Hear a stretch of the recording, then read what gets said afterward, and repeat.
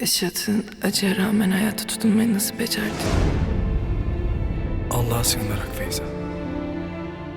Sabır dileyerek. Şimdi bu yaşadıklarına baş etmek sana zor geliyor.